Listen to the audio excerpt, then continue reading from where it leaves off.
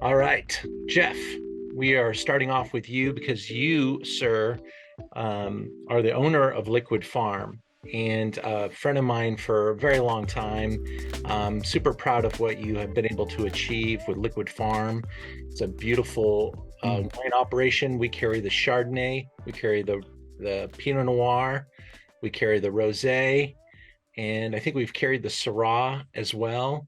Mm. Um, I'm not sure I have Syrah right now, Jeff, but don't hate me for that. And it might have been the Dandy because under the Liquid Farm is pretty much just Chardonnay, Pinot Noir, and a little bit, well, actually Rosé, of course. Started that in 2011. Um, and we make a little sparkling, which is kind of short-lived, but we do also produce a champagne out of France. Oh, Champagne. wow. Are you negotiating that from Santa Rita Hills? Yeah, yeah. With it's a small producer, Patois Maurice. They're out of Les Menil. Mm. Uh, and my buddy from who you probably know, Freddie from Penny Otis from was at Clicquot. So when I was at Clicquot, the Clicquot days, he was the rosé winemaker, and we stayed friends. He's the cellar master at Renart, so he hooked me up with a small family, all Grand Cru, and took my winemaker James and my GM Brian over there. I guess it was back in 2018, and worked in the cellar for 3 days, a few days to come up with a cuvee that I like, especially, but of course the team. So yeah, we've got that, but of course our focus Santa Rita Hills, really Chardonnay is the focus. Rosé was definitely something fun. Well, and at the peak of the moment, Rosé has really changed direction in its velocity. I think also, the entire world started making rosé. So you had a saturation effect where it became, everybody was making one, and it becomes a much more challenging environment for a winery when there's more wine made than the world will drink, and it just diminishes the validity of the category. And so Jeff was thought to have really instilled um, some amazing quality in the rosé department. And I think still to this day, your rosé is at the top of the food chain, Jeff, and in the California world. And as I could say the same thing about your Chardonnay, and I do I love your wines. And let's go through the PowerPoint because we show a picture of your winemaker James, and Kind of that's looks like me a little bit. a little bit, yeah. uh, but we show all the winemakers on the slides there, Jeff. So No, I know. we had James on there, and we know you've got equal hand in the winemaking as well. Total hands-on approach at Liquid Farm, all hands on deck every day.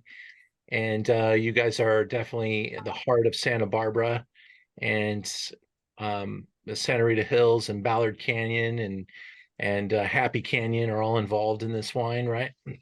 Yeah, yeah. I mean, it's for the rosé, it's mostly Happy Canyon. This year in 2023, we switched it up a little bit and did a little Los Alamos district. I ended up moving out here and working with a vineyard, neighbor vineyard. So we'll see how that goes for our rosé. But yeah, James does a great job. He's been with us from almost minute one. So he really understands what we're doing. And thankfully, he's a professional, has his own label as well. So we don't have to have too many conversations, but we do see each other quite often. We are kind of like brothers. So we have a great relationship. The rosé was something that was kind of an afterthought. If you look at the label itself versus the label of everything else we have in the lineup, it's a little bit different, meaning the font is a little bit different.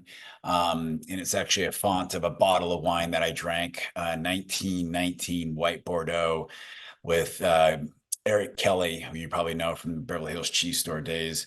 Yeah. Um, and he brought a bottle over, and I just love the hand blown bottle and how the lettering looks. So we decided to kind of uh, emulate that label with the lettering. But, really the focus was always Chardonnay, still is. Pinot Noir. James did a great job with the Pinot Noir, which we started bringing in 2014. So 2009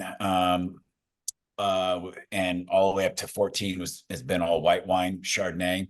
But again, the rosé was started in 2011, and really just kind of something to keep with a French palate that I enjoy. My background was, as you know, Ian, we have similar backgrounds with suppliers back in the day, and gravitated really to more old world wines. So the Mourvedre at the time, there wasn't a lot of producers doing Mourvedre in California for rosé. Up in the northern foothills, you get some producers that do use it, some old vine stuff. But down in Santa Barbara County, there was a very few producers. Vogelzang was one of them that made a still wine out of it, out of the Mourvedre. They were about ready to rip everything out and plant it over to Cabernet, and we kind of found a foothold with them, and they kind of kept that program going. But yes, it was kind of a trade with Dragonet Cellars, who was our mentors, both for myself and also for James, who his brother-in-law is one of the owners. I've known those guys since the late 90s when they worked at Wally's, Brandon and John Dragonet. But the whole thing kind of came about. They wanted some Mourvedre. We wanted a little bit of Grenache, so we did a swap. So we did mostly Mourvedre with a little bit of Grenache. They did mostly Grenache, a little bit of Mourvedre in 2011. So we had a little trade that we did for a few years. And then on 2013, we moved in our own facility, and we went to 100%. Well, actually, did a little bit of Grenache here and there. But then we eventually went to all Mourvedre, which I love. I love that kind of meatier quality, earthy quality that you get out of it, instead of that Grenache, bright strawberry flavor. So for me, the Mourvedre is more Bandol inspired, and something that needs actually a little time in the bottle before this is a 2021, which I think is tasty perfect. I had it over actually Christmas time, and I love the 2021 vintage. The vintage itself was actually a great vintage in general, but I think the rosé has some nice tannin to it, a little bit of grip to it, with some good fruit. How we produce it, we produce it with basically taking it right off the skin color. So we basically take the grapes, we will press them right off into barrel. We might leave it on the skins for maybe an hour or two, just to get a little bit of color, of course. But we do make it for a rosé. We don't make it for a still wine and then we bleed it off. So we spends about it goes right into barrel. So presses off, goes right into barrel, and spends about 5-6 months in barrel, neutral barrel. We do block probably about, just depends on the year, maybe 30%, maybe 40% of the malolactic fermentation, just to keep some of that malic acid there. Jeff, can I ask you a question about that? So you're picking pretty crispy, right? I mean, you've got light flavors. What is your bricks when you're bringing that in, like 22, 23 range? Yeah, 22-ish. Yeah, I would say 21, 22-ish. The problem is with this vineyard, is that we have to do probably 3 to 4 to 5 passes through the vineyard, because the vineyard doesn't ripen all at the same time. They tend to overcrop a little bit. So James is a master on going through the vineyards and really kind of picking at different times. So yeah, we probably picked that one, I would assume, probably minimum 3 different times. So yeah, we're picking for acid. Then we have to pick for a little bit of fruit, because that vineyard doesn't want to ripen as much as we'd like. Hence why still Mourvedre from that area or from that vineyard is probably not that common. We love the vineyard, but at the end of the day, we have to kind of work with it with Mother Nature. Yeah, And that's a challenge. So the you get the juice, you've pressed it in the barrel, and Mhm, it's going through primary, mhm, and it's primary finishes, and somewhere along the way it starts kicking into malolactic. mhm. That's the conversion of malic acid to lactic acid, sometimes called malolactic fermentation, but it's more of a conversion, and that's taking place sometimes even simultaneously with primary fermentation, right? So It can. you're measuring malic acids as as fermentation's going on, and then what do you do to stop or block malolactic? What do you have to do to make that thing stop working? Yeah, I mean, right now in the winery, we're checking for all that kind of stuff to see, everything's gone through primary in this vintage 2023. Now we're checking for malic. That started yesterday. Um, Sulfur, you can just hit it with some sulfur and kind of knock it down that way. The sulfur actually will stop it's a bacteria fermentation, so it'll stop most of that for the most part. And then the sulfur does give some pop to the wine, will give it some freshness as well. So more than likely it's that. You can also rack off as well, to rack it out, which we don't do that much because it's quite a few barrels usually and a lot of time. Mhm. So more than likely it's usually just a hit of sulfur, which then gets eaten up in there as the free sulfur obviously eats up. It'll stop that process. And then we filter at some point. Towards the last month of the process. It all stays in barrel. Doesn't it see stainless steel for a month just for it to um, settle down and cold stabilize, get the tartrates out. Um, but more importantly, we do a small, slight filtration on it, which will also knock out any secondary fermentations that could happen with heat, um, with that. So if that wine, for example, got into somebody's garage and we didn't filtrate it, then it could pop off again. Okay, get it. I get it. And that cold stabilization, you're bringing that temperature down like it's being put in somebody's refrigerator, because if you ever pick up a bottle of wine and see those little things floating around that a lot of people misidentify as broken glass in the bottle, that's the tartaric acid that is bound together. And that's important when you're a high profile wine, not to have that stuff floating around, especially in a pretty rosé with a clear glass bottle.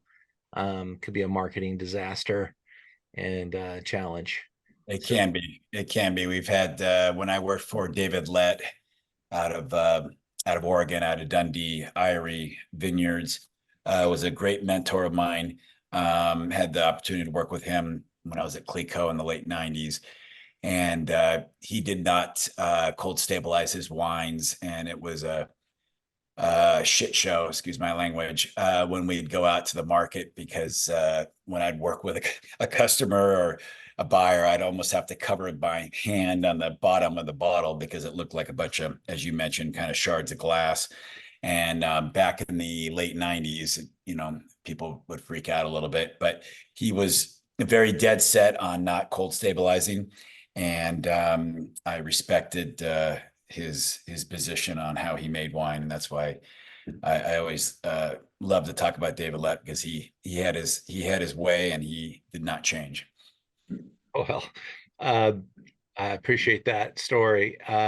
This is absolutely one of my favorite California rosés.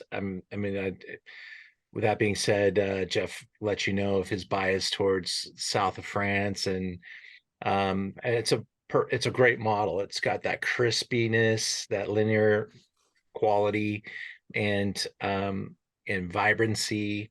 This is a 2021. I don't have much of this left. Will roll into the next vintage, which I'm not sure if that's going to be 22 or 23 by the time we go in to get it. But I mean, When will you bottle your 23, Jeff? Yeah, we're going to bottle. Well, we still have a little bit of 22, which I think is actually tasting great, personally, because it does need a little time. The more Ed kind of needs a little time. 23, we are bottling, what are we now? In about February 4th, 5th. So first week in February, roughly, when we bottle. But we still have some 2022 that I think is amazing. 2023 is going to be a whole new vineyard, and it's Portico Hills. Okay. Vineyard, and that's the one that's by that's backs up to where I live now. So we decided to do that. So yeah, work with that. So we're only making 150 cases roughly. Oh Uh, my. and so it's going to be very, very, very small amount. As you mentioned earlier, rosé, it's a little bit of a congestion on people making rosé out there. And we didn't have much of a summer this year or spring. So we have a little bit of 2022. But again, I think it's a better wine than a fresh one out of the chute. Fantastic. Well, Jeff, thank you so much for coming on this Zoom with us and teaching us about Liquid Farm. It's great to catch up with you, and thanks for making the time. And we'll bring in some 22 when we're done with this 21, which will be very soon. Probably. Awesome. Thank you. Always great to see you. Very proud of you, and come up and visit sometime. And anybody else looking to visit, we've got a tasting room at Los Olivos, downtown Los Olivos, which is a lot of fun. And yeah, we'd love to see you guys anytime. And thanks for having me on. I'm honored. Thanks so much. Thanks, buddy. All right, ciao. Ciao. As you can see, it's just a really fantastic rosé, and he's a great man of wine.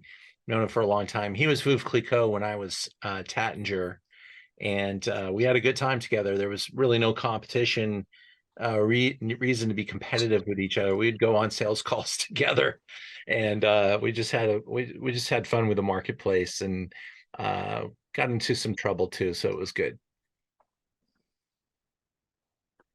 We are now going to go north to the Napa Valley, so make room in your glass. It's hard to spit that first one out, man. It's so good. Boy, that's the first wine I've had in a couple of days too. I had a fantastic experience getting a colonoscopy yesterday. Boy, that is not something I look forward to ever again. Ever. Ever. Oh, just about the worst thing. Just about. But I'm happy to report I made it through it after passing out because my electrolytes got so whacked out, I literally passed out. And they almost didn't want to do the colonoscopy on me because I almost passed out, which is like a fantastic scenario because you might have to do it all over again. But that's been 24 hours. I can drink some wine. So that was my first one. Now we're going to taste my second. This is we're going to Napa Valley for a legend. This is Pam Starr. Pam Starr was winemaker at Spotswood, and fearing that I say everything twice, I'm going to go right into the video, and we record with her vice president, who's sitting in his office in Napa Valley, and he's going to tell us all about Heroes of California wine. I get to pick some of my favorite small producers to introduce you to, and I'm very pleased to introduce you to Cyrus Hazard. He is the executive vice president at Crocker Star. Cyrus, how you doing? Good, Ian. How are you? Nice to meet you, man. Thanks for doing this with us. We love to learn about the small brands that matter. And Pam Starr is your winemaker. She's really, a force to be reckoned with. She's got a long history. Was Spotswood, right? Right, yeah. She was the head winemaker at Spotswood in the early 90s to the mid 90s. Right before she started Crocker and Star, actually. So. There you go. And she's still going? She's still going. She's engaged in the business pretty much every day. And I get a very lucky seat right next to her at the table to learn. And she's truly just an incredible human, aside from being a highly talented winemaker and a very smart businesswoman. So beautiful. Well, you're sitting right now in San Helena, Napa Valley. How's it up there today?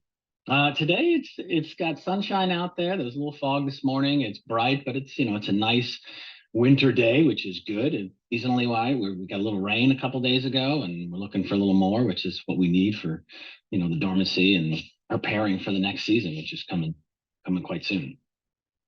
How many acres do you guys operate?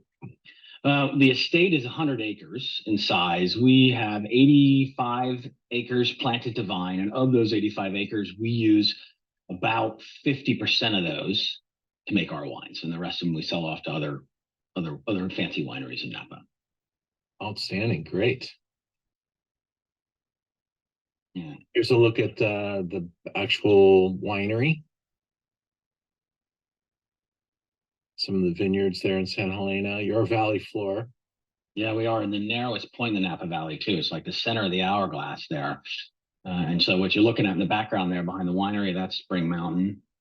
And then right basically where we're standing, if you turn around, the Silverado Trail is almost right behind us because our property butts up right against the river, and then the Silverado Trail is right there, and that's it.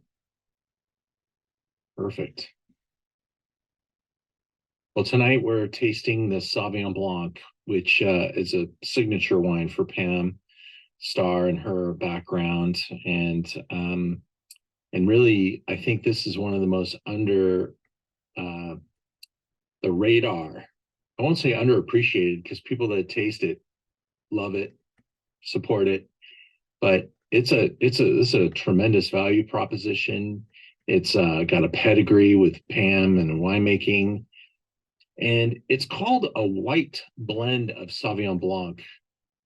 Can you detail that a little bit, Cyrus? Certainly. And blending is two things. A lot of people think blending is grape varieties with other grape varieties, but in truth, for us, it's a blend. It's an assembly of different blocks on the property, and blending of all Sauvignon Blanc grapes, some different clonal selections, and from different parcels on the block, on our actual vineyard site. And some a little bit comes from outside, from sources that we've been working with for many years. But the design is, we want, what Pam did when she met this vineyard, Charlie Crocker's vineyard, is she looked at the soil types and said, okay, what's planted? Is this in the right place or is it not? And back in 1996 and 1997, we had a lot of Cabernet planted in clay soils and stuff closer down by the river, which is perfect soil for Sauvignon Blanc.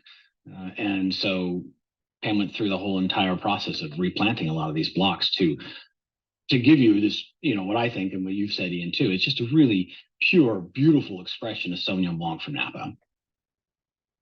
I think what everyone's going to geek out on here, if you have ever picked up a glass of white wine or red wine and just smelt it, and people are describing things, and you get a little lost, you're like, it just smells like wine. Yeah. This is one of those wines that may change that for you, because you can really pick up on some of the aromatics that lift the fruit component. When we talk about a wine being fruit forward, this is gonna smack you in the head with this amazing aromatic character, which is Sauvignon Blanc. And by using different clones like Sauvignon Muscat, potentially even leaning into the blending a little bit. I'm not sure if you have like a full disclosure of every grape variety. Is it all just Sauvignon Blanc, or is there any Viognier or anything like that that's kind of slipping in the back? No, but it is 100% Sauvignon Blanc. And what is unique, you mentioned Sauvignon Muscat. That clonal selection of Sauvignon Blanc is incredibly floral, right? And that is the core of what this Sauvignon Blanc is made from, right? It's a lot of Muscat clone, which Pam has always loved from the very beginning, and you noted that from her early years. Like, Sauvignon Blanc is one of those iconic wines that Pam needed to make when she started Crocker and Starr.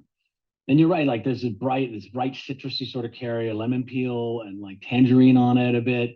A lot of times, because this is probably the most consumed wine on our property between my household and Pam's household, we drink more of this than anything else. It's like we describe it as it's like a margarita without the salt and tequila. It's got this really fresh lime zest. It's bright. It's so fun and so versatile, right? And when you think about Pam Starr, Crocker Starr, Napa Valley, you don't necessarily think of wine that can hit the $30 price point anymore. Very true. That's why this is like, I'm like, damn, this is absolutely hard working right here, man. This is a great price value for a legendary effort. And I'm just really bullish on this wine. I hope to keep it in stock. It does move through here pretty fast, and you don't always have supply year to year, but 22 moving into 23 just harvested, probably what, about 12 months away from releasing 23. We keep it in as long as we can in tank concrete egg, and there's, you know, the stainless steel, there's neutral oak, a little bit of new oak, we wait until the very last minute we can before bottling, before we release it. So this will be in bottle. The 23 will be in bottle the beginning of, or the end of April rather. Very good. Yeah. And I've heard some amazing stuff about the qualities of 23. Also, the quantities of 23 are going to help us, because we had some pretty challenging quantities with 21, 22, obviously 20 fire vintage, and really challenged everybody. But this is absolutely a hero to me. I hope everybody enjoys it. We're going to taste it with our group now, Cyrus. So we thank you for going into the details with us. My pleasure. I really appreciate it. Amen. All right. Take care. Bye. Bye-bye. And there we go. Hope you guys are enjoying. I recommend letting this one kind of come to room temperature a little bit, as aromatics really take off. You got a lot more of that dynamic. You know, they were talking mandarin, yuzu. You know, you can really use your imagination and lean into the citrus category here, and even into the florals, and just really has a wonderful personality. Now, I'm a little biased because I like it so much, because this is Napa Valley Sauvignon Blanc that's under $30, and I didn't want to bring up the conversation too heavy, because I don't want Pam Starr to hear in the background that her wine is inexpensive. I don't want the price point to go jumping. But I think this wine's just way too affordable, and they sell through it like fire. So they could raise the price and probably do themselves some favors.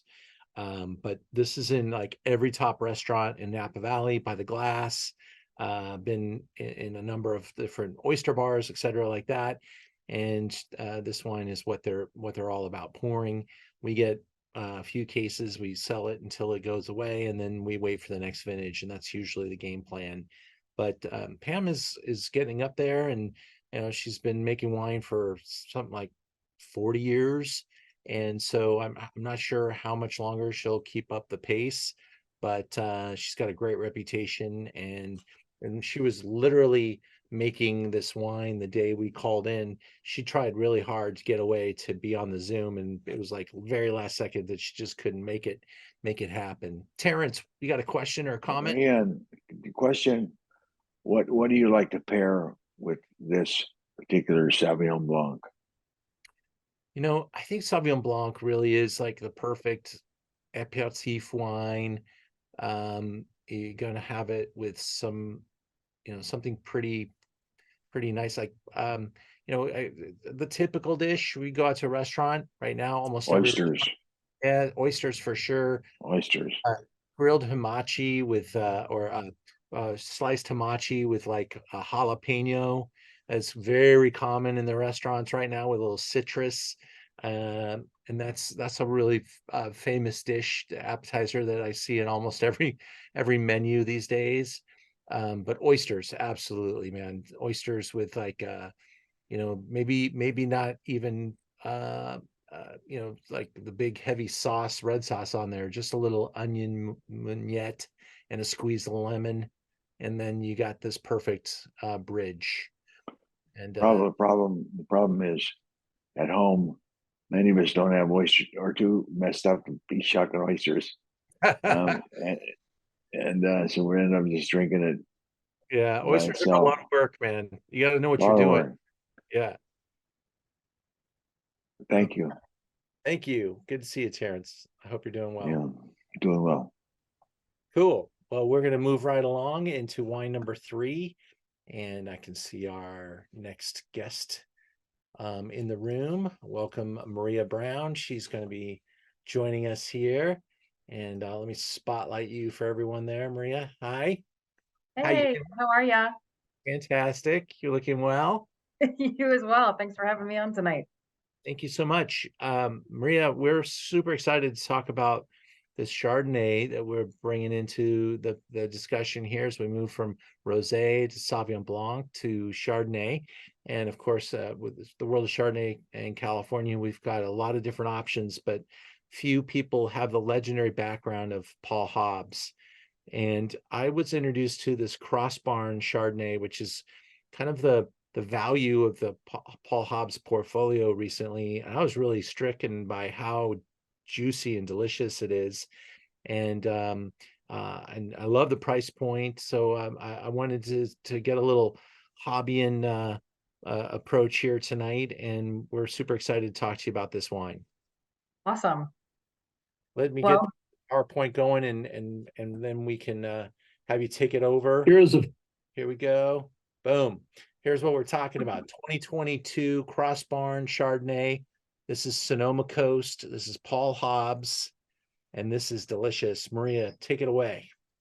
All right. Well, I guess we can start with location. So as you can see, these vineyards that we use for Cross Barn, our Pinot Noir and our Chardonnay, which you're going to taste tonight, are coming from the Sonoma Coast. This is a rather large appellation. It extends pretty much from the San Pablo Bay all the way up to the Mendocino County line. So it is quite large. Last year, they actually broke off a separate section, now called the West Sonoma Coast AVA, just to add a little more differentiation to it. But it's quite large in total. It's about 480,000 acres, 7,000 of which are actually planted to vine. For our vineyard sites for Cross Barn, we focus more closely to the coast where you truly get that maritime climate. You get a lot of that coastal wind and fog. It's a bit of a risky area. It can prove to be rather challenging. But the wines that you get from this part of the coast are just super elegant, really intensely structured with some really beautiful aromatics. Yeah, this has got that crunchy, crispy, fresh, almost salinity approach to Chardonnay, and really like drives that saliva gland really crazy, just refreshes the palate. It's got wonderful texture and richness to it. Paul Hobbs is a pretty dynamic personality, makes great wine from all over the world. Maria represents Paul Hobbs in California. I think your new title, she's got a nice promotion. What is your new title there, Maria? Western Regional Sales Director. So I cover pretty much 3/4 of the country now. It was nice knowing you. I'm still here locally, don't you worry. Right. Good. Well, I hope you enjoy your new expanded responsibilities. It's got to be a great opportunity for you. Indeed. You're one of the great talents in this wine profession. I'm very proud to see you rise. It's fantastic. And so this Chardonnay, I just already kind of gave it the typical, I cornered it in, boxed it in, calling it a Chablis from the Sonoma Coast. Is that okay?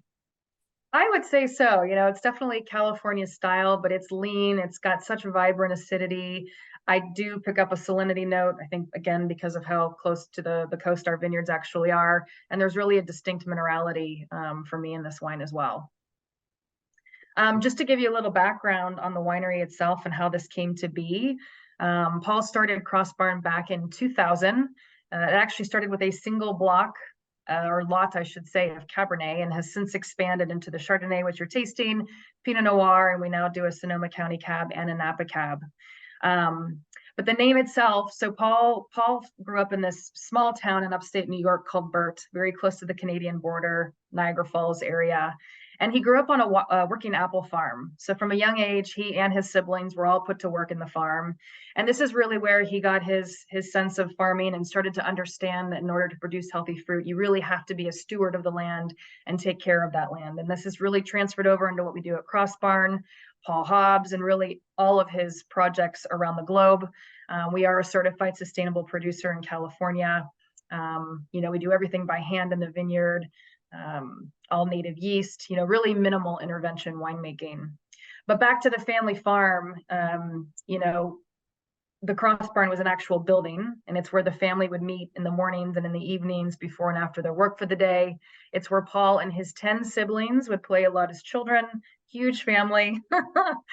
And his oldest brother, Lindsay, actually still runs the family farm. And his mom, who I want to say is about 93, lives just about a mile down the road. So it's still very near and dear to his heart. If you see the label, it's got, kind of a picture of the Hobbs family farm on there, along with elements mixed in of the Sonoma coast. You've got the fog and the wind going through. But that's really where the name came from, an homage to his family.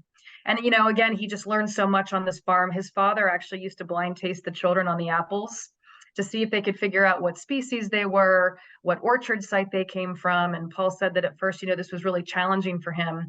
But as he got to know the soils and the species of apples, he said it actually became quite easy. And that's translated over into what we do today at Paul Hobbs and Cross Barn. He really wants to showcase the terroir, the varietal, be as true to both as he can. That's a great story. Yeah. And we're located in the town of Sebastopol, so right down the road from where Paul Hobbs Winery is. Funny enough, where we're making the Cross Barn wines is an old apple processing plant. So we've kind of come full circle. Sebastopol is well known for apple growing.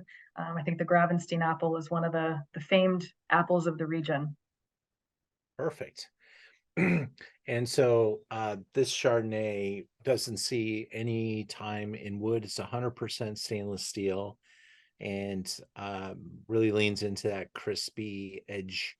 And we've talked about the flinty, maybe salty type of minerality that's kind of coming from maybe that Sonoma coast, that real close to the water type of thing. And I really think that this is a great discovery. Super happy to include it in the store, and it's kind of blowing through here, Maria. I think you guys have something pretty special. Every time I bring in a wine, I kind of wait to see how it takes off. And we've only had this wine in the store for a short period of time, and it's really chucking along nicely. I mean, the price point is crazy good. Yeah. And so it just really represents a lot of value for our clients. So thank you. I'm glad to hear it's doing so well, and thank you for carrying it. We really appreciate the support. Yeah, we got the brand new 21 Pinot Noir. We got some Cabernet. We've got quite a few of the SKUs from Argentina. We're going to be visiting the Paul Hobbs facility in Argentina on our trip in October. And here's our slide, 29.95, 92, 93 points across the board. This is a keeper. And in fact, you don't even want to keep it. You just want to rip this thing open and chug, chug, chug. It's just super delicious. Agreed. It's one of my go-tos. Always have bottles in my refrigerator. Well, I appreciate your time tonight. Thank you, Maria. Thank you for having me. Appreciate it. Take care. Good luck to you. Thanks. Bye. I know. Wow, super fun and delicious. I hope you guys enjoy that as much as I do. Killer price, yes, absolutely. And I'm gonna take a long position on this wine because it's doing really well. It just came into stock, the 22. I think it's gonna run out of stock pretty fast. And at $29.95, that wine is gonna pick up velocity because it's hard to find a Paul Hobbs wine at that price point.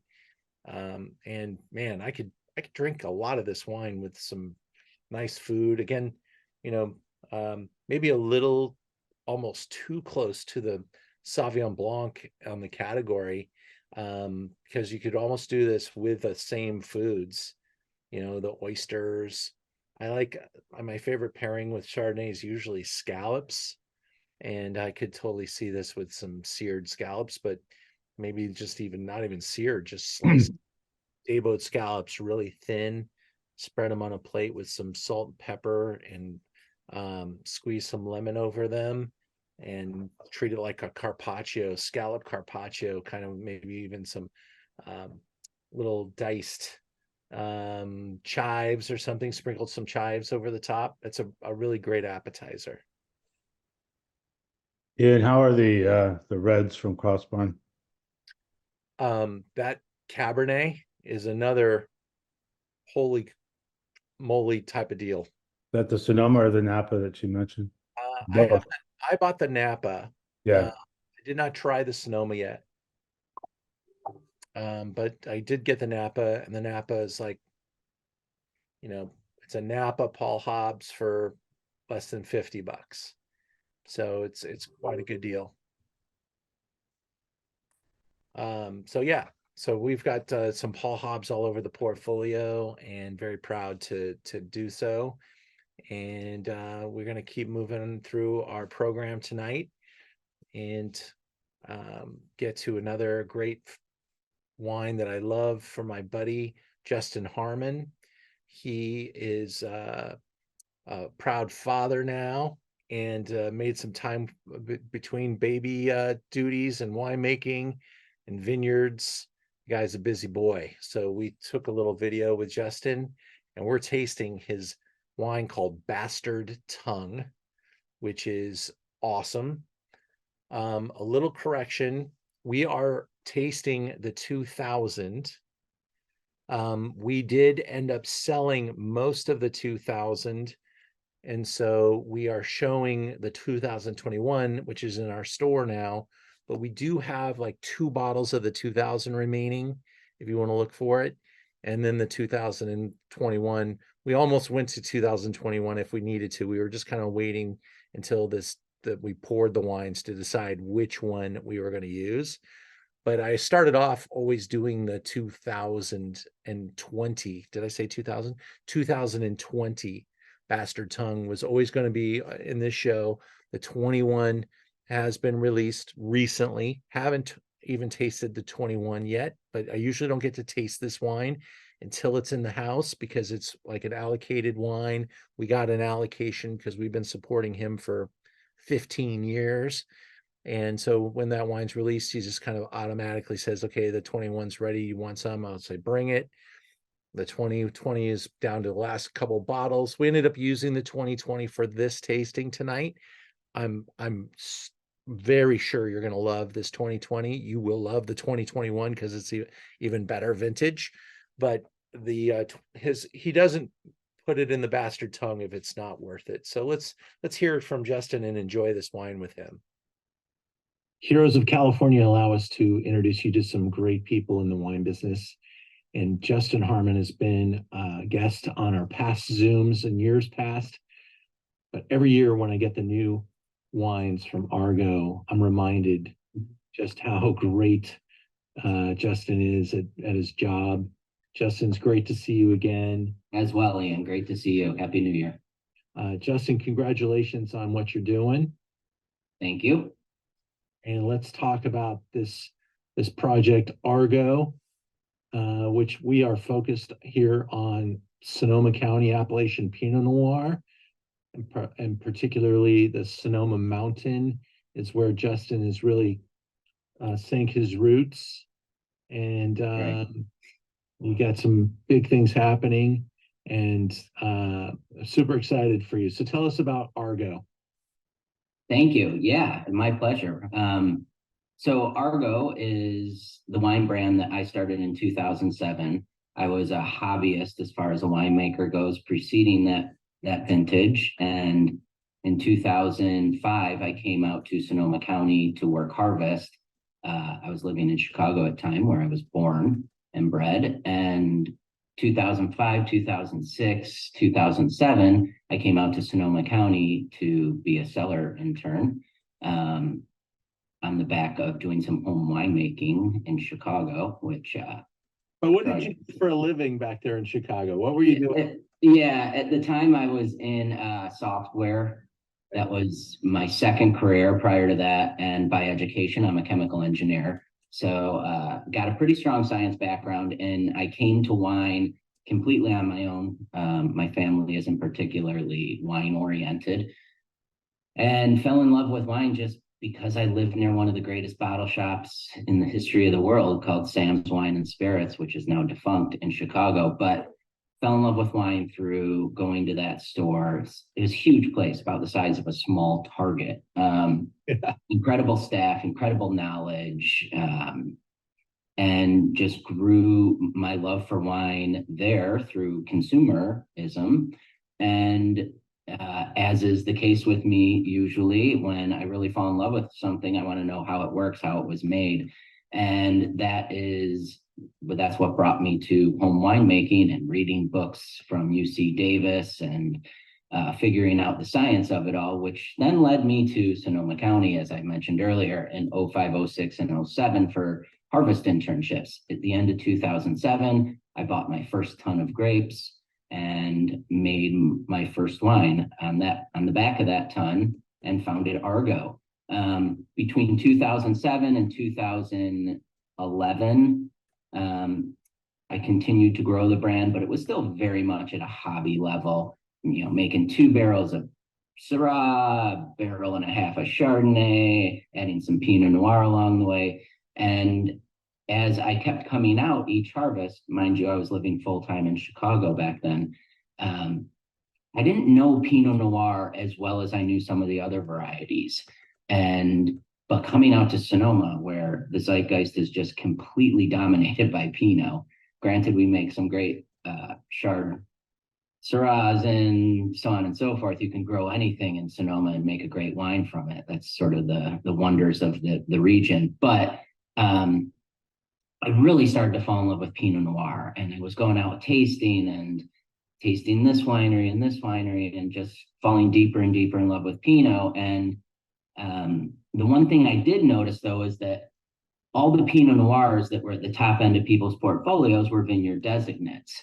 And I wondered to myself, what if we didn't hem ourselves in by just working with a single vineyard, and tried to just make the best possible Pinot Noir we could, regardless of the vineyard or the appellation. And so that's why Bastard Tongue is a Sonoma County appellation designate. And we do pull fruit from multiple appellations, namely Bennett Valley, Russian River, Sonoma Coast, but the majority of that wine is now and always has come from the top of Sonoma Mountain and the Sonoma Mountain appellation. So these are hillside vineyards.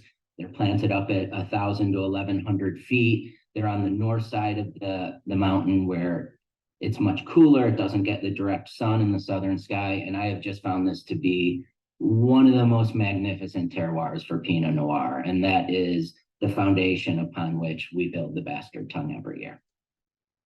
100% destemmed? Yes, always 100% destemmed. For you wine geeks out there, I've only had the pleasure of drinking one of his wines on a single occasion, but I fell in love with the story and the practices of Henri Jaillet, the great Burgundian winemaker that really put into motion this boutique wine movement that has taken over the world of wine. And he dates back to the 60s, 70s, and 80s in Burgundy. Yeah, some of the most expensive wine ever produced on the expensive and iconic. And he brought all the practices that we use today, that the micromanaging of the vineyards, and every grape is important, and focusing on purity, and focusing on the wines being clean and fruit driven. And it's a style of winemaking I completely connected with, and it is the dragon we chase, if you will. Well, we're going to taste it now with the audience. What should we look for in the glass? So one of the things about Bastard Tongue that we pride ourselves on is that there are a lot of folks that come and taste with us, and we say, all right, are you Pinot Noir people? And they're like, nah, we're not, let's try the cab. And we're like, give us a chance here. Let us pour you our Pinot. This isn't your average Pinot Noir. And we pour it for them and their eyes light up and they're like, this is like no other Pinot Noir we've ever tasted in our life. And the reason for that is this wine is deep and rich. It's voluptuous without giving away its structure. It's got just beautiful harmony and balance. There is a focus on the fruit. Look for darker red and black fruit notes and this beautiful spiciness to it that comes that's true to the Pinot Noir grape, speaking to forest floor and things like this. There's a gorgeous black tea component to it, not only from a flavor standpoint, but also structurally. And it's a wow wine. It's the kind of wine that leaves a massive impression, and that's very much how it is built. I'm going to say the black forest floor. It's got like there's almost a confectionery level of decadence here. It's a really Absolutely. I love that you chose the word decadence because that is what we're going for. We're going for maximum flavor impact, maximum textural impact. We just want this wine to hug and caress the tongue and just give you an overall feeling of goodness, if you will. You have a tasting room now? We do. About 6-8 months ago, we opened a tasting room. It's attached to the winery where we make our wines. We built it out. It's got views of the utilitarian side of the winery. I'm pointing at it right now. I'm in the tasting room. We got windows showing you the winery and what's going on there and how we make everything. And then you come into the tasting room and it's warm and it's inviting and it's comfortable, and we sit down at the table and we drink wonderful wines together. So it's by appointment only. My wife and partner in the business, Beth, will do most of the hosting. If I'm around, I'll definitely stop by and say hello, but give us a call if you're in Sonoma County. One of the great things about the tasting room is if you're coming up from Southern California and you're flying into Santa Rosa Airport, we are 15 minutes from Santa Rosa Airport. So a lot of folks fly into STS, the Santa Rosa Airport, and then make us their first stop before going and signing into their Airbnb or going to their second appointment of the day. It works out great. We've had a lot of fun with it. Congratulations, and we'll talk to you again soon. Thank you so much, and thanks for including us in Stars of California. Have fun. All right, buddy. We'll talk to you soon. Take care. Always one of my favorite wines in the room. These is Harmon wines. Or Argo, Justin Harmon wines. He makes wines he loves to hit the wow button. And his Cabernet, which I only get a few bottles of and don't have any right now, but that sells really well. He makes some fantastic Pinots, Syrahs, really a good man, and really makes some mighty wines. So be on the lookout. Argo's here to stay, and these wines are really tremendous. Heroes of California. We move into our Syrah quotient tonight, and trying to cover and do California justice. There's other grape varieties we could continue down the pathway. Of course, I'm a Zinfandel producer. I intend to have a Zinfandel program later on in the year. We love to do that.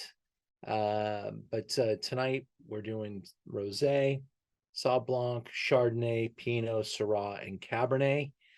And there are some other grape varieties that we need to, pay respects to, and we find other programs to do that with. But I was really excited to be able to get Joey Tinsley on a Zoom and be able to talk about his wines. This guy's really been consistent. He's kind of somebody you have to contend with because his wines get big scores. He has really built his brand around Santa Barbara County, and he's been doing it for a long time and done a great job. So let's meet Joey Tinsley and taste wine number 5. Heroes of California allow us to interview these great winemakers, and I'm very proud to introduce you now to Joey Tensley. Joey's a 25th vintage, I guess, with Tensley now, started in 1998. Can't believe it's been that long. Joey comes from a great history of winemaking in Santa Barbara County, working with people like Beckman, and I'll let Joey tell us a little bit about his background there. But Joey, great to introduce you to the crowd. Great to see you. Thanks for being here. Well, thank you. Thanks for having me. Let me take us into the slideshow, Joey, and show people what we've got here. Today in your glass, we're tasting the Tinsley 2001 Colson Canyon. This is a Syrah that's grown just to the east of the Santa Maria Valley. Joey, you said it's somewhere maybe up in here? Yeah, correct. It's called Tepesquay is the road that goes up. It actually runs into, at the end of Tepesquay is the San Luis County border. But our elevation is about 1,400, whereas the Santa Maria Valley is closer to 600. So it's one of the highest in Santa Barbara County as far as I know. Very cool. Very cool. Well, Joey, you got your brand started in 98 after working for a number of famous producers of the 90s, and now 25 vintages in. How much land do you guys farm, own? What is your vineyard situation? Well, I started the brand in 98 with only 4 barrels, so equivalent to about 100 cases, but now we're well into the 7,000 range. But I own 16 and a half acres at Colson Canyon. I have 2 acres at my house, which we call Tinsley Estate. And then I lease another probably 10 or 12. And then we purchase from local growers as well. So we do farm quite a bit, but the future would be to farm all of it. But as a first generation, it's hard to jump all in. No land grant family backing it up. Exactly. Yeah, exactly. Colson Canyon is a very special Syrah. It's been highly reviewed for years. I see some big time scores in the past, and it continues to gain some of the top scores. I'd say dollar for dollar, it is one of the top scoring wines under $50. And this is why we picked it tonight. This is a remarkable wine. We talked about elevation, higher elevation, lower yields, super juicy, concentrated, very impactful fruit. I think you'll love this Colson Canyon. It's been one of my favorites to turn people on to. And what's some of the things you do in winemaking, Joey? Well, for this wine, we definitely consider ourselves wine growers. I bought the vineyard in 2016. But I've been making the wine out of there since the very beginning. So 2000 was the first vintage. And then, like I said, I bought it in 16. So we, in the vineyard, are very hands-on, but then the winery, very hands-off. We think the quality of the vineyard is really what speaks. So the only thing that we really add to it other than cultured yeast would be, it's about 20% new oak, but the general practice is to bring to the winery. We detem without crushing, goes into these fermenters that you're showing. That's equivalent to 1.5 tons of the wood fermenters. Then we hand punch down that 3 times a day, and then we press it straight to barrel aging. So it's very hands-off style in the winery. And if for those of you that live in Los Angeles, you have a special opportunity because Joey just opened a tasting room in Brentwood, right around the corner from Baltair Restaurant. Little tasting room. It's really nicely appointed. Great little team there. I even met your son there. Oh, really? Cool. Yeah. And a really bright guy, and looks like he's potentially the heir apparent for the Tinsley title.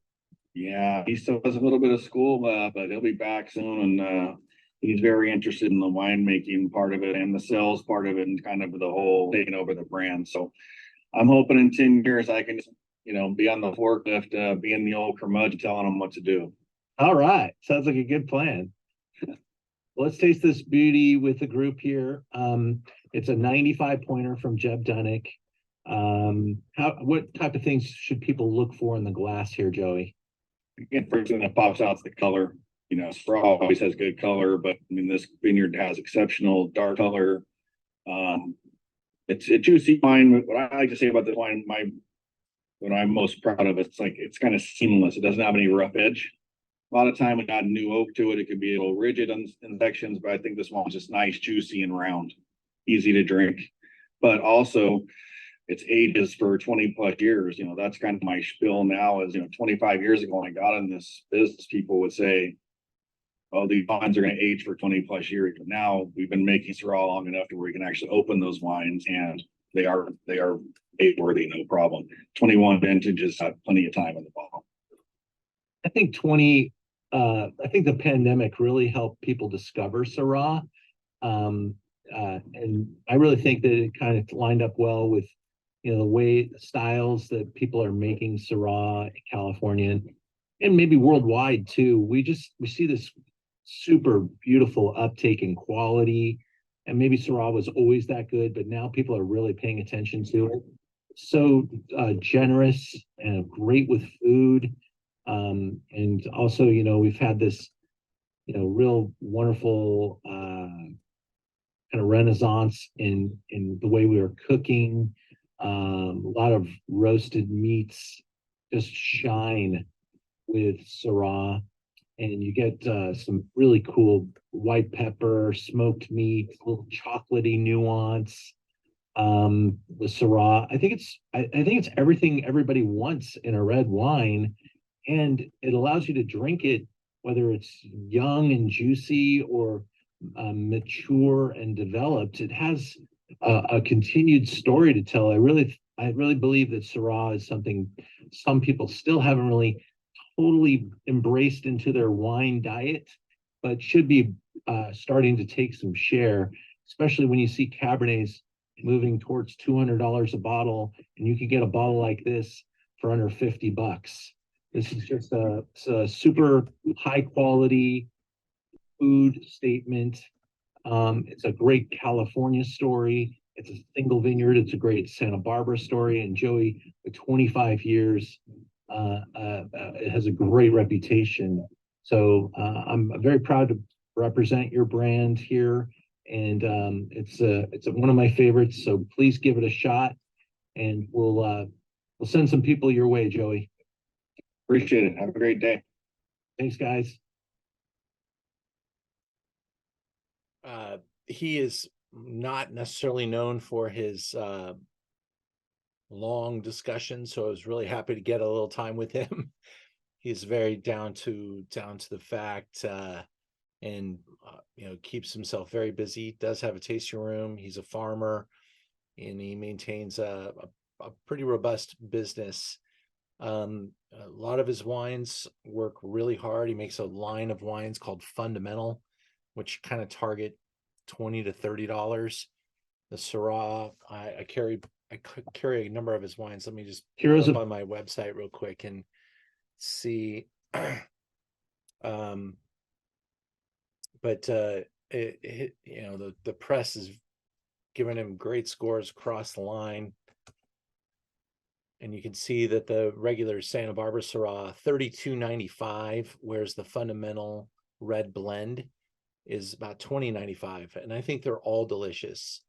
I think the Fundamental is a perennial 90, 91 point scoring wine.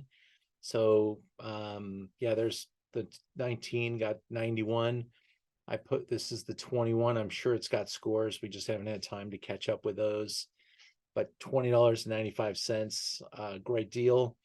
His Syrah is a whopping $32.95. They carry Santa Barbara appellation. And then this is the estate that he's working a little harder on, getting a little lower yields, and got 95 points. So really a nice panoply of efforts, but definitely dedicated to Syrah. What do you got for me, Terrence? Let me unmute you, buddy. Let me click that one. am I unmuted? I got you now. I would, do you think it's got a lot of Northern Rhone-esque notes to it? For sure. Mm. Yeah. Yeah. I mean, this is, that's where he was literally walking out the door after our interview on his way to the Rhone Valley for his annual trip there. So yeah, he goes and tastes with those guys, his friends, and he's certainly heavily inspired by the classic Northern Rhones. The blood, the meat, the earth, it's all there. Yeah, for sure. Yeah, the blood, you got it. The saying, right? Yeah, that's certainly is part of this wine. Yeah, you could really smell that. Yeah, it proliferates this wine for sure. Super cool.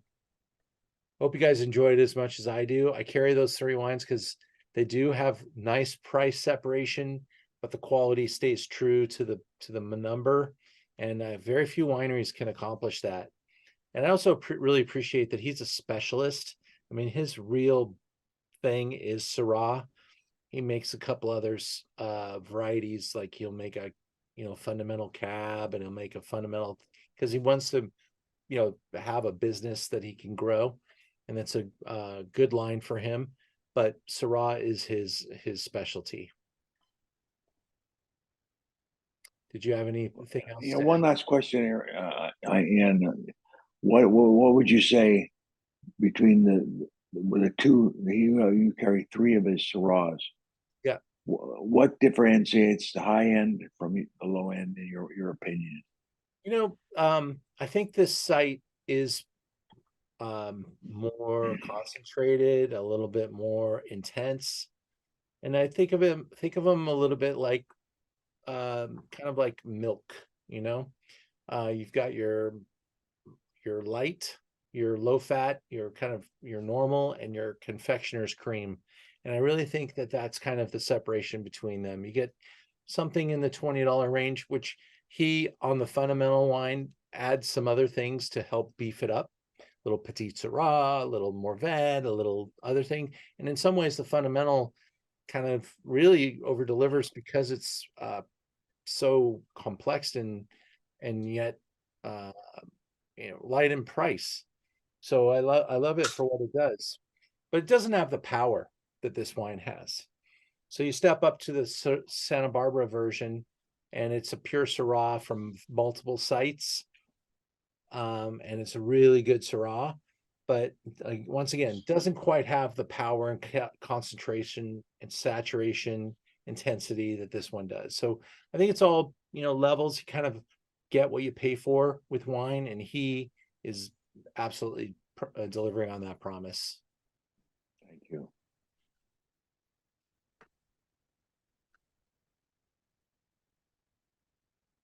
I just want to go off screen for a minute and see if anybody else has any other questions or comments. Natalie, how you doing tonight? I am good. I'm good. Unfortunately, the bitterly cold weather has delayed my shipment, so I'm intently taking notes and I'm looking forward to getting to try the wines. Hopefully tomorrow. They say tomorrow my delivery will show up. So maybe there'll be ice like popsicles.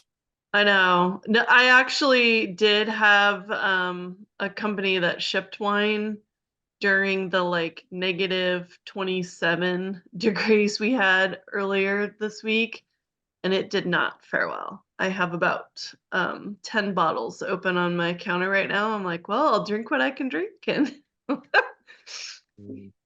yeah, they popped, and it's the first time that I opened the case and I instantly got a whiff of wine, and I was like, oh, this is bad.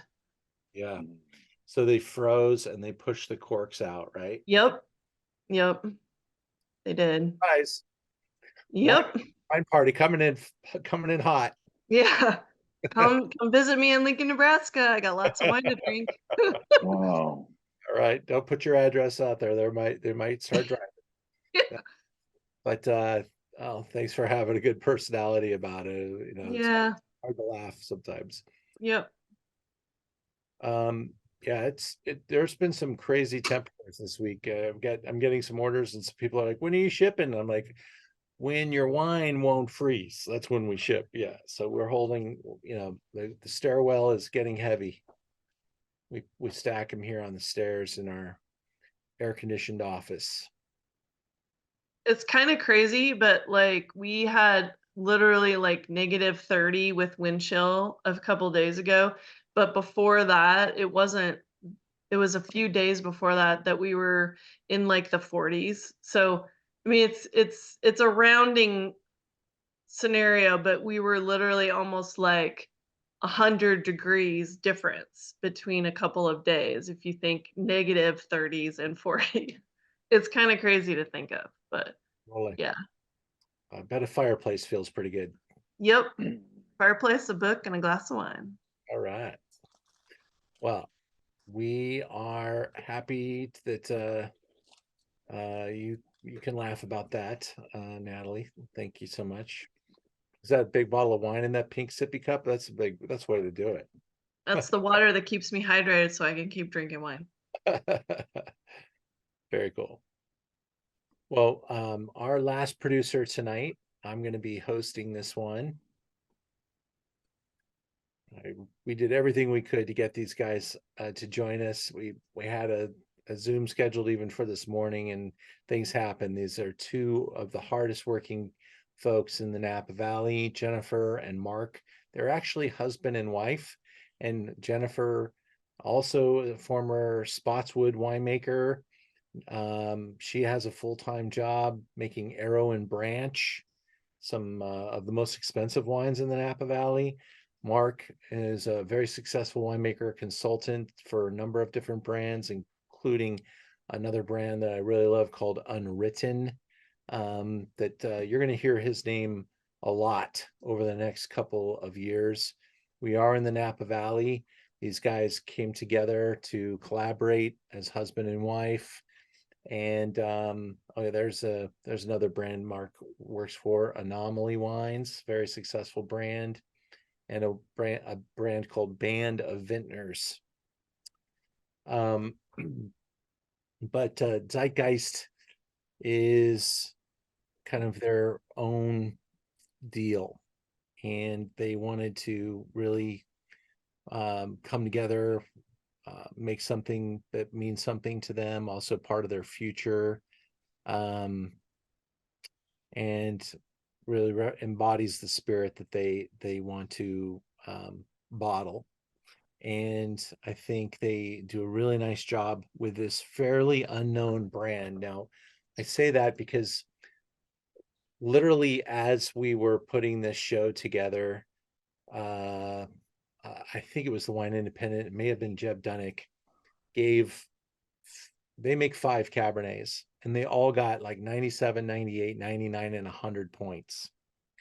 So this relatively unknown brand got discovered in like a heartbeat, and almost everything they made got snacked up immediately. So it's really kind of the way the wine world works. It's a small little story, no one's ever heard of it before. Then they get these big scores, and bam, you can't get it. And I even looked into it like today and yesterday, trying to see if anything else was available. So this is what we have. I bought the wines in 16, 17, and this is the 18. The 19 was the wine that they were selling. I guess the 21s are coming out fairly soon, but they didn't make any 2020. They were selling their 19s, and they're all gone. So we will be without Zeitgeist until the 21s come, and that shouldn't be too long.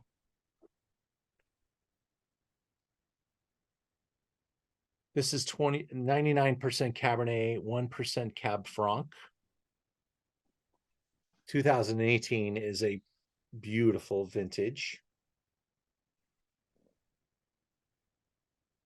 This does spend more time talking about 19, as we were, again, trying to get the 19s into the house for this show, knowing that we only had a little bit of this 18 left. We show the 18, but we sell the 19, and that we couldn't deliver on on that promise there, or that idea. But we do have a few bottles of 18, so that's okay.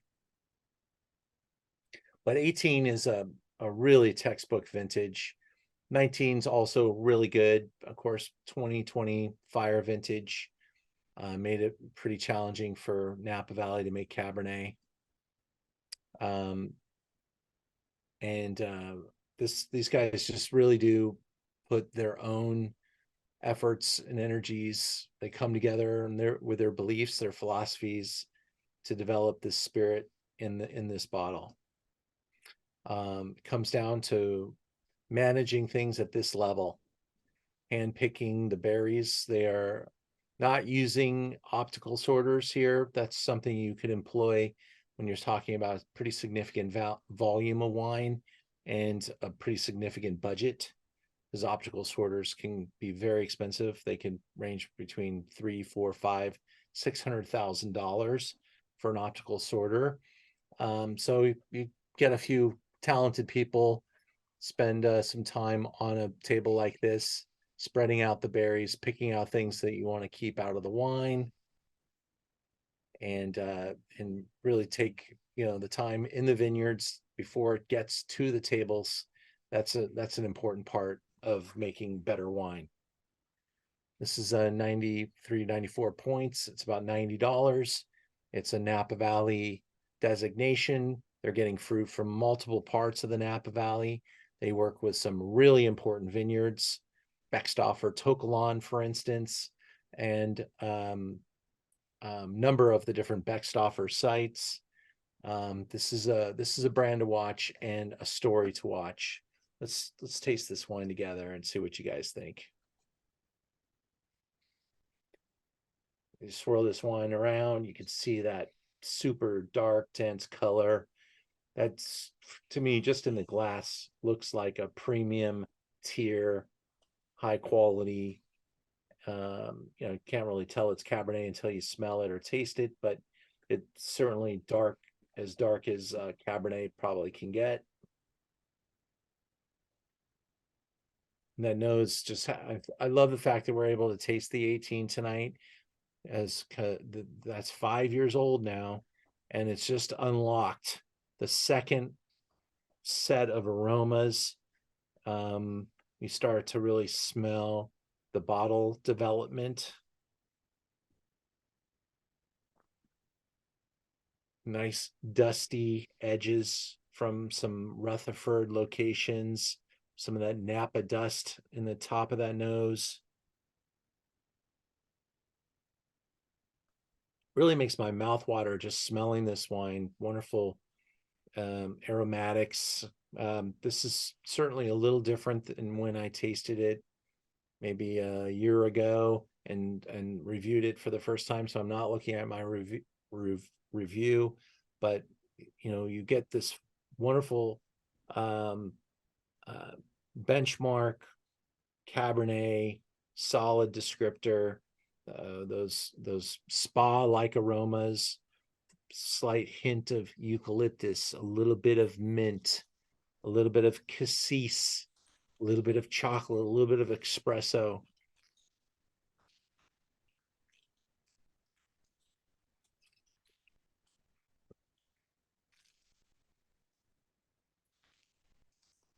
To me, there's something almost historical about this wine too. It kind of tastes like wines that maybe I brought me into wine back in the early 90s, brought me into the Napa Valley. It's got this real classic dusty fruit dimension, and I really enjoy the balance that this wine has, the purity, texture, the weight. And I think for dollar in today's competitive wine world, you're talking about top quality talent coming together to make a Napa Valley wine that sells for under $100. This is something you could introduce your friends to. I think they'd be impressed by. Sure, you could spend a lot more money, get something maybe a lot more everything, a lot more power, a lot more density, but this is drinking well right now. This is a wine to open. This is a wine made to enjoy. You can, spend 5-10 more years in your cellar, but this is really in the optimal spot. And I said this earlier. I don't know if you caught it, but today is a leaf day, and that's based on where the moon is and where the earth is and the orbit and what it's doing to the tides and the power that it's exuding on our wines, our mentality. And it really kind of brings forward kind of more leafy, earthy tones in wines. Smelt that a little bit more early on when we were going into, even the Sauvignon Blanc was a little bit more earthy than I normally, I was ready for it to hit me over the head with these bright aromatics, and it was a little tame. The Pinot really showed that, kind of leaned into some different spices and smoky aromas. This cab certainly playing into that set of, kind of really focused on that dustiness and that earth tone.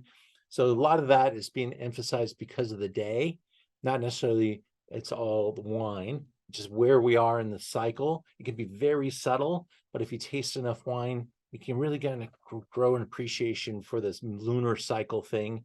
And it's kind of playing with my wines a little bit tonight, but I really enjoy this particular one, despite the lunar leaf day that is presenting us tonight. I hope you guys made some money this weekend on the football games. I enjoyed watching football.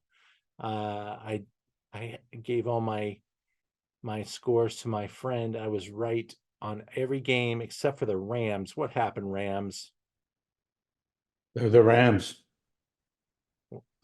Because we're the Rams, says the San Francisco fan. Go Niners. Yeah. Go Niners. Go But both Niners. those Niners have better success than your Giants. The Giants have when Buster Posey retired, that was the end of an era, sadly. It was. But you got to reset. You got some great new players coming in. Your pitching is going to be awesome. Well, I'm glad to hear you say that. We'll see. The proof's in the pudding. I'm not a big believer of some of the the things that they've done over the last couple of years. The idea of starting with relievers and all that kind of stuff. I don't know. I'm old-fashioned when it comes to baseball, I guess. Yeah, the days of watching pitchers throw 9-inning games is gone. Long gone. Yeah. Long gone. The guy who won the Cy Young Award last year has 2 Cy Young Awards, and he's never finished a 9-inning game. Never finished the game. Oh my God. Yep. They More used Cy to Young go, games.